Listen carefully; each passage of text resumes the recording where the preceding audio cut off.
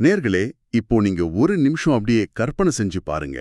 நீங்க ஒரு ரொம்ப அழகான இயற்கையான ஒரு இடத்துல இருக்கீங்க. சுற்றிலும் நல்ல பசுமையான மரங்கள் இருக்கு. ஒரு லேசான குளிர்காற்று வீசிட்டு இருக்கு. கேக்குறதுக்கே ரொம்ப நல்லா இருக்கே. ஆமா, அந்த ரம்யமான சூழல்ல உங்களுக்கான சொந்த உணவகத்தை வெறும் ஒரு 7ல இருந்து 15 நாட்களுக்குள்ள நீங்க தொடங்கலாம் அப்படின்னா எப்படி இருக்கும்? அதுவும் ஒரு 10 லட்சம் ரூபாய்க்கும் குறைவான பட்ஜெட்ல. 10 லட்சமா? ஆமா, இது கேக்குறதுக்கே ஏதோ மாயாஜாலம் மாதிரி உங்களுக்கு தோணலாம். ஆனா உண்மையாவே இது இப்போ சாத்தியம்தான். கண்டிப்பா. அதாவது இப்போ ஒரு சாதாரண செங்கல், சிமெண்ட் வச்சு ஒரு உணவகத்தை கட்டணும் அப்படின்னா என்ன நடக்கும் நீங்க யோசிச்சு பாருங்க. மாதக்கணக்கா ஆகும் அந்த கட்டுமான பணிகள், அப்புறம் இன்டீரியர் டிசைன், கான்ட்ராக்டர்கள் கூட நடக்கிற பிரச்சனைகள்னு. ஆமா, அதுக்கெல்லாம் ஒரு பெரிய பொறுமை வேணும். நிச்சயமா அந்த பாரம்பரிய கட்டுமான முறைக்கே இப்போ ஒரு முற்றுப்புள்ளி வந்துருச்சுன்னு தான் நம்ம சொல்லணும். அந்த குறுகிய காலக்கெடுவும் குறைவான பட்ஜெட்டும் எப்படி சாத்தியமாகுது அப்படிங்கிறதுக்கு பின்னாடி ஒரு மிகப்பெரிய வணிக அறிவியலே இருக்கு. கரெக்ட். அந்த அறிவியலையும் இந்த ஒரு புதுமையான வணிக மாடலையும் தான் இந்த விரிவான பார்வையில நம்ம அலச போறோம். இப்போ ட்ரீம் ஆஃப் ஒர்க்ஸ் அப்படிங்கிற நிறுவனம் வழங்கியிருக்க தரவுகளோட அடிப்படையில மாடுலர் ஃபார்ம் ஹவுஸ், கேப்சியூல் மற்றும் சுற்றுலா, அதாவது இந்த ஈகோ டூரிசம் உணவகங்களோட எதிர்காலம் பத்தி நம்ம பேச போறோம். அதாவது இன்னைக்கு பாத்தீங்கன்னா மக்கள் லீவு நாட்கள்ல எங்கேயாவது வெளியே போனாங்கன்னா கான்கிரீட் சுவர்களுக்குள்ள அடைபட்டு கிடக்க அவங்க விரும்புறதே கிடையாது. ஆமா, ஏதோ ஒரு மாலுக்கு போறதுக்கு பதிலா இந்த மனநிலைய ஒரு வியாபாரமா எப்படி மாத்துறது அப்படிங்கிறதுக்கான ஒரு மாஸ்டர் பீஸ் தான் இந்த ட்ரீம் ஆஃப் ஒர்க்ஸ் நிறுவனத்தோட கேப்சூல் கான்செப்ட். சரி, இத கொஞ்சம் விரிவாக பார்ப்போம். முதல்ல இந்த ஃபார்ம் ஹவுஸ் கேப்சூல் அப்படின்னா என்னங்கிறத நம்ம புரிஞ்சுக்கலாம். இது ஒரு ப்ரீ ஃபேப்ரிகேட்டட் கட்டமைப்பு அப்படின்னு சொல்றாங்க. எனக்கு புரிஞ்ச வரைக்கும் இது பார்க்கறதுக்கு ஒரு பெரிய லெகோ பொம்மை மாதிரி இருக்கு. ஓரளவுக்கு அப்படி சொல்லலாம். அதாவது ஒரு தொழிற்சாலையில முழுமையா டிசைன் பண்ணிட்டு தேவையான இடத்துக்கு அப்படியே ஒரு ட்ரக்ல கொண்டு போய் வச்சு சிறு சிறு இணைப்புகளை மட்டும் பொருத்தி பயன்படுத்துற ஒரு மாடுலர் யூனிட். இது விவசாய நிலங்கள், ரிசார்ட்டுகள், நதி இல்லனா கடவோர பகுதிகள்னு எந்த ஒரு இயற்கையான இடத்துலயும் வைக்கலாம்.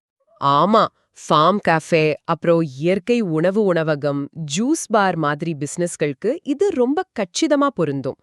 உள்ள ஒரு சமையல் மேடை, ஒரு மினி ஃப்ரிட்ஜ் வைக்கிறதுக்கான இடம், அப்புறம் வாடிக்கையாளர்களுக்கு உணவளிக்க வெளிப்புறத்தை நோக்கிய ஒரு பெரிய ஜன்னல், இதெல்லாமே ரொம்ப நேர்த்தியா டிசைன் பண்ணிருப்பாங்க. ஆனா இங்கதான் எனக்கு ஒரு பெரிய சந்தேகம் வருது. இது கேட்கறதுக்கு இப்போ கம்ப்யூட்டர்ல சொருகி உடனே பயன்படுத்துற ஒரு plug and play USB drive மாதிரி ரொம்ப கச்சிதமா இருக்கு.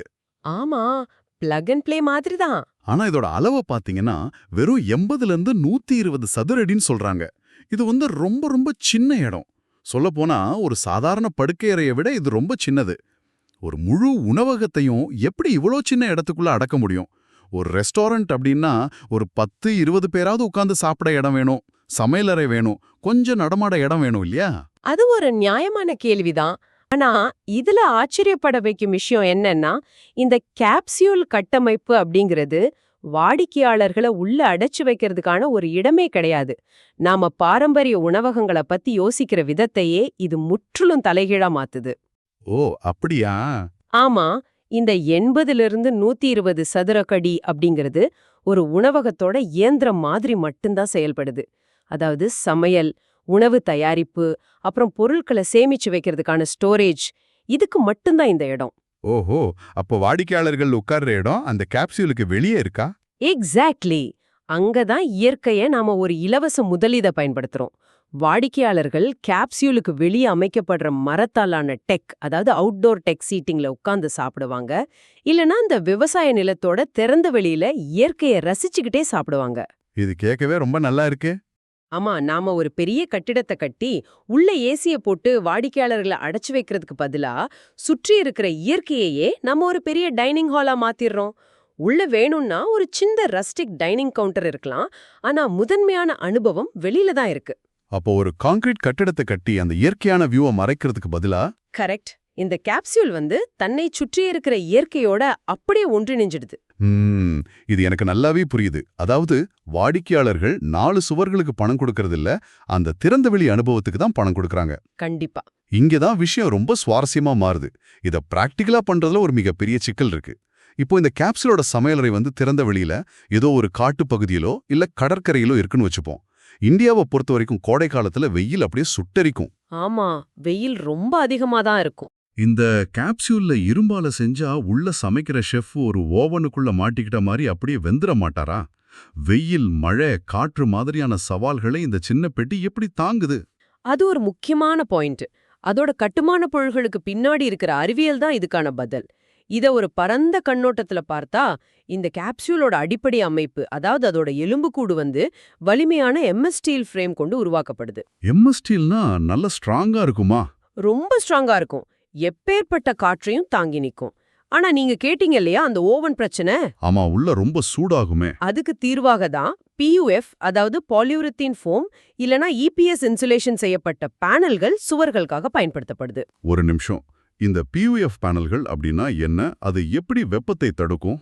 இத ரொம்ப எளிமையா சொல்லணும்னா, நீங்க பயன்படுத்துற ஒரு விலையுயர்ந்த தெர்மோஸ் பிளாஸ்க்கு கற்பனை செஞ்சு பாருங்க. ஓ, அந்த ஃப்ளாஸ்க். ஆமா, வெளியே என்னதான் கொதிக்கிற வெயில் அடிச்சாலும் அதுக்குள்ள இருக்கிற குளிர்ந்த நீர் எப்படி சூடாகாம இருக்கோ அதே தொழில்நுட்பம் தான் இது. சுவர்களுக்கு நடுவுல ஒரு ஸ்பெஷலான ஃபோம் நிரப்பியிருப்பாங்க. இதனால வெளியே 40 டிகிரி வெயில் அடிச்சாலும் அந்த வெப்பம் உள்ள ஊடுருவாது. அப்போ உள்ள இருக்கிற குளிர்ச்சியும் வெளியே போகாது இல்லையா? கரெக்ட்.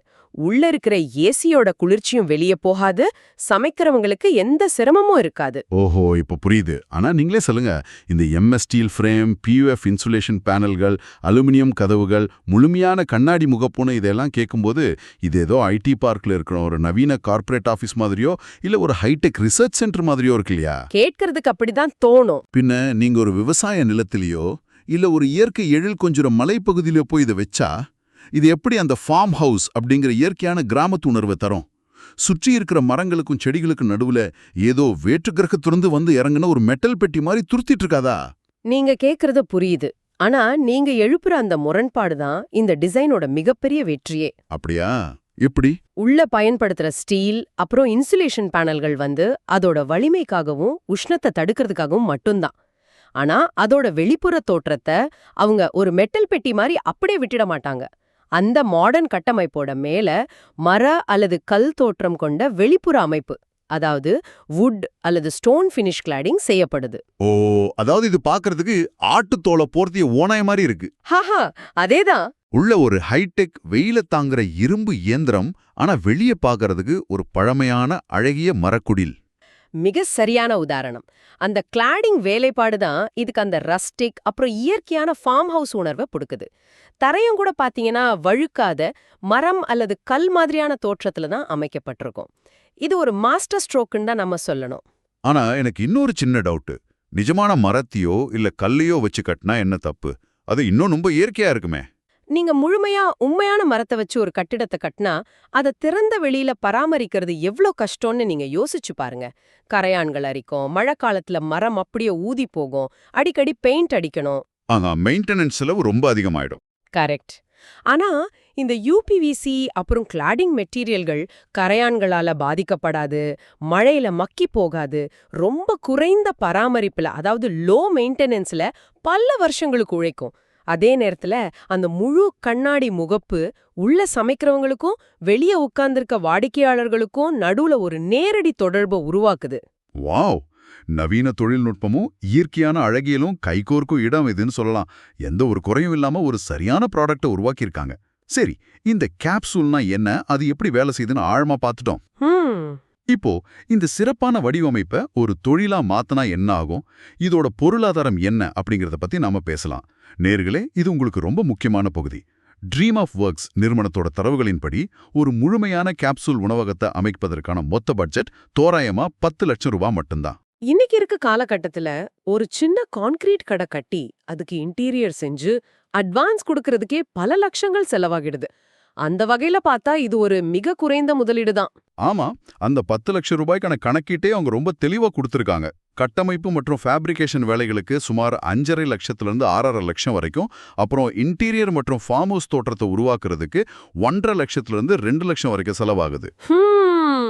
இதெல்லாமே ரொம்ப நியாயமான செலவுகள் தான். அப்புறம் எலக்ட்ரிக்கல் மற்றும் லைட்டிங் அமைப்புகளுக்கு 50,000லேருந்து 1 லட்சம் வரைக்கும். இறுதியா இதை தயாரிச்ச இடத்திலிருந்து உங்க இடத்துக்கு கொண்டு வந்து நிறுவுறதுக்கு, அதாவது டிரான்ஸ்போர்ட் மற்றும் இன்ஸ்டாலேஷனுக்கு 1,00,000லேருந்து 1,50,000 வரைக்கும் செலவாகும்னு மதிப்பிட்டிருக்காங்க. இந்த எண்களை பார்க்கும்போது பட்ஜெட்ல 60%க்கும் மேல அந்த ஃபேப்ரிகேஷன் மற்றும் ஸ்டீல் வேலைகளுக்கே போயிடுது இல்லையா? ஆமா, அதுக்கு ஒரு முக்கியமான காரணம் இருக்கு. நீங்க பாரம்பரியமா ஒரு கட்டடம் கட்டும்போது உங்க பணம் அந்த செங்கல்லையும் சிமெண்ட்லயுமா அந்த மண்ணுக்குள்ளேயே புதைஞ்சு போயிடுது. அதை உங்களால ஒருபோதும் திரும்ப பெறவே முடியாது. அது உண்மைதான். பில்டிங்கை இடிச்சா வெறும் குப்பை தான் மிஞ்சும். ஆனா இங்க அந்த 6 லட்சம் ரூபாய் அப்படிங்கிறது ஒரு அசையும் சொத்தா, அதாவது ஒரு மூவபிள் அசெட்டா உங்க கையிலே இருக்கு. அதுதான் இந்த பிசினஸ் மாடலோட இதயமே. அப்படியானால் இதற்கெல்லாம் என்ன அர்த்தம்? இப்போ நான் ஒரு பிரபலமான நெடுஞ்சாலையிலோ இல்ல ஒரு நீர்வீழ்ச்சிக்கு பக்கத்திலோ இந்த 10 லட்சம் ரூபாய முதலீடு செஞ்சு ஒரு ஃபார்ம் கஃபே தொடங்கிடுறேன்னு வச்சுப்போம். சரி. ஆனா ஒரு சில மாதங்கள்ல அங்க நான் எதிர்பார்த்த மாதிரி மக்கள் கூட்டம் வரல, என் வியாபாரம் படுத்துருச்சு அப்படின்னா என் உணவகத்தையே அப்படியே அடியோட ஒரு ட்ரக்ல தூக்கி வச்சுக்கிட்டு எனக்கு லாபம் வரக்கூடிய வேற ஒரு இடத்துக்கு என்னால போயிட முடியுமா? இது ஒரு முக்கியமான கேள்வியை எழுப்புகிறது. அண்ட் இதுதான் இதிலுள்ள மிகப்பெரிய வணிக ரகசியமே. அப்படியா? ஆமா. நீங்க ஒரு பாரம்பரிய கான்கிரீட் கட்டிடம் கட்டி உணவகம் நடத்தினா வியாபாரம் நடக்கலனா அந்த கட்டிடத்தை உங்களால ஒண்ணுமே பண்ண முடியாது. அது சங்க் காஸ்ட்னு சொல்வாங்களே, மூழ்கிய முதலீடா மாறிடும். உங்க பணம் அங்கேயே சிக்கிக்கும், அவ்வளோதான். கரெக்ட். ஆனா இந்த மாடுலர் கேப்சூல் உணவகத்தோட மிகப்பெரிய பலமே அது இடமாற்றம் செய்யக்கூடியது அப்படிங்கிறது தான். அதாவது இது ஒரு போர்ட்டபிள் யூனிட். இத ஒரு நங்கூரமிடப்பட்ட கப்பலுக்கும் பாய்மர கப்பலுக்கும் உள்ள வித்தியாசமா நீங்க பார்க்கலாம். ஓ, சூப்பர் அனாலஜி. பாரம்பரிய உணவகம் அப்படிங்கிறது ஒரு நங்கூரமிடப்பட்ட கப்பல் மாதிரி. வாடிக்கையாளர்கள் அங்க வர்ற வரைக்கும் நீங்க காத்துட்டு தான் இருக்கணும். ஆனா இந்த கேப்சூல் ஒரு பாய்மர கப்பல் மாதிரி. வாடிக்கையாளர்கள் அப்படிங்கிற காற்று எந்த பக்கம் வீசுதோ அந்த பக்கம் உங்க உணவகத்தை நீங்க நகர்த்திக்கிட்டே இருக்கணும். என்ன ஒரு அருமையான ஒப்பீடு. அதாவது இடத்த மாத்தலாம், ஆனா கடையும் முதலீட்டையும் நாம இழக்க வேண்டியதில்ல. முற்றிலும் உண்மை. பாரம்பரிய உணவக தொழில இருக்க மிகப்பெரிய பயமே அந்த இடத்தின் மீதான ரிஸ்க் தான். அதாவது லொகேஷன் ரிஸ்க். ஒரு இடம் பிசினஸ்க்கு செட் ஆகுமா ஆகாதா அப்படிங்கிற பயம் எல்லாருக்கும் இருக்கும். ஆனா இந்த மாடல்ல அந்த ரிஸ்க் முற்றிலும் ஜீரோ. ஆமா, நீங்க சொல்றது ரொம்ப கரெக்ட். இன்னைக்கு நீங்க ஒரு கடற்கரை ஓரத்துல கடை வைக்கலாம்.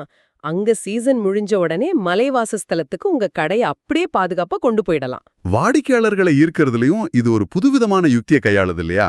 ஏன்னா இப்போல்லாம் மக்கள் வித்தியாசமான விஷயங்களை தேடி போறாங்க. கண்டிப்பா.